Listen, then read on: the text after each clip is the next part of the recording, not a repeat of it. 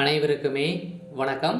சற்று முன் கிடைத்திருக்கக்கூடிய ஒரு மிக மிக முக்கியமான செய்தி ஒன்று வெளியாகியுள்ளது.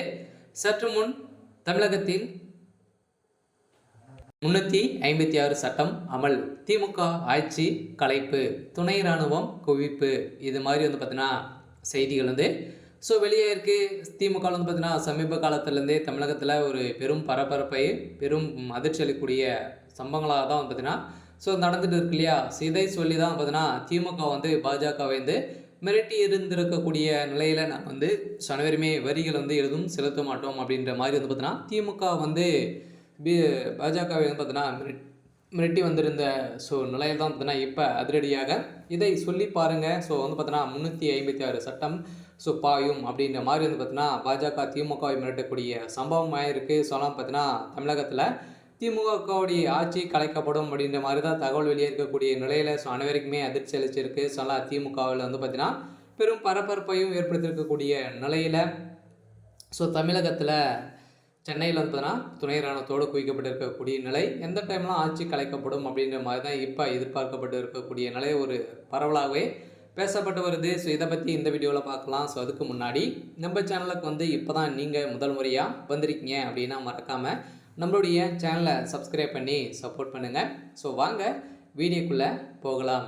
பார்த்தீங்கன்னா முதல்வர் ஸ்டாலின் அவர்கள் பார்த்தீங்கன்னா மத்திய அரசுக்கு செலுத்த வேண்டிய வரிகளை கொடுக்க முடியாது என சொல்ல ஒரு நொடி போதும் என தமிழ்நாடு முதலமைச்சர் மு.க. ஸ்டாலின் அவர்கள் எச்சரிக்கை விடுத்திருந்த சூழ்நிலையில் இந்த நிலையில் அப்படி என்றால் சொல்லிதான் பாருங்கள் எனவும், வரி செலுத்த முடியாது என்றால் 356 சட்டம் ஆட்சி கலைக்க பாயும் என தமிழ்நாடு பாஜக பொருளாதாரமான எஸ்ஆர் சேகர் அவர்கள் கூறியிருக்கக்கூடிய சூழ்நிலையில் தான் பார்த்தீங்கன்னா புதிய கல்விக் கொள்கை மற்றும் மும்மொழி கொள்கையை தமிழக அரசு ஏற்க மறுக்கிறது. ஆனாலும் தமிழ்நாட்டிற்கு நிதி தர முடியாது என கூறியிருந்தார்.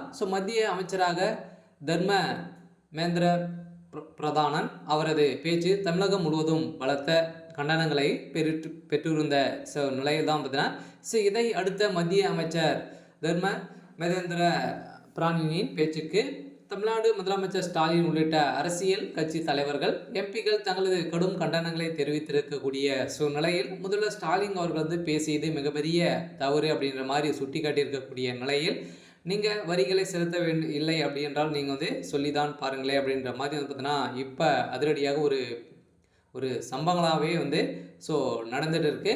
எந்த நிலையில் நேற்று கடலூர் பேசிய முதல்வர் ஸ்டாலின் அவர்கள் அரசின் நிதியை மத வெறிக்காகவும் இந்து சமஸ்கிருத திருப்பதாகவும் பார்த்தீங்கன்னா செலவு பண்ணக்கூடிய இருக்கு நீங்கள்.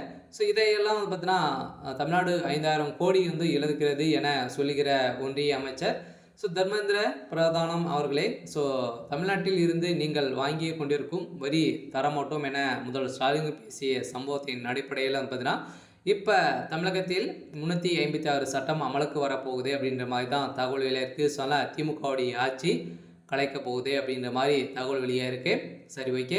இன்றைக்கான அப்டேட் பார்த்தீங்கன்னா இதுதான். மறக்காமல் நம்மளுடைய சேனலை சப்ஸ்கிரைப் பண்ணி சப்போர்ட் பண்ணுங்கள். தேங்க்யூ.